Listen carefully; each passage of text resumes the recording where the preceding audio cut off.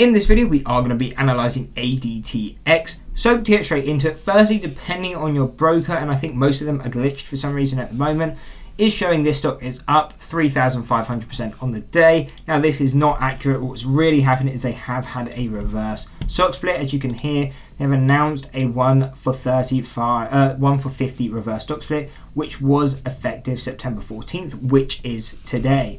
So really that's the main reason the stock has jumped from around 40 cents to around, at the time, I think it was $22.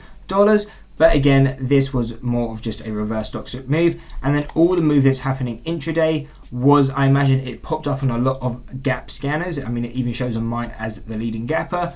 So a lot of people, it would have brought a lot of attention to this stock, and most likely the main reason it's been so volatile today. However, we can see it is actually pulling back very hard. Again, it opened at $22. We're already down 40% from the open. So seeing this, what are going to be key support levels?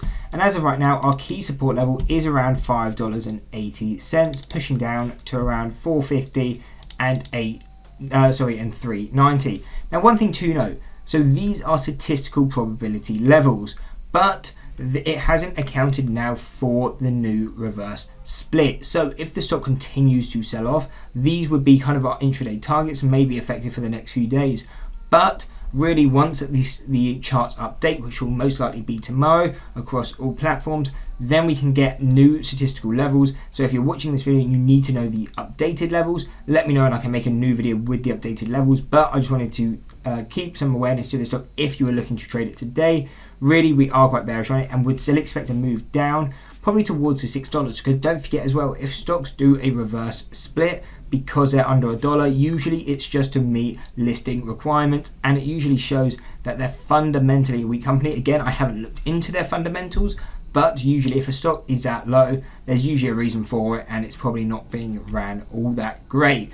But one thing again to note, I don't personally hold any shares in this company. I don't short it. I'm not holding any shares long. I'm not trading any options on it. I don't trade small cap stocks. So when I'm doing this analysis, this is just where I think the stock is going to go.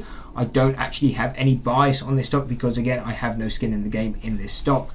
So really, on this stock though, at least using my statistical levels, I would expect this stock to continue going down. I don't really have any resistance levels to note, apart from really that $34 intraday or pre-market high, and then obviously the intraday high, which would be I'm kind of on the yearly chart high, $28.50. But again, it hasn't accounted for the reverse split. So once these chart updates, we'll get a clearer idea of where this stock should go.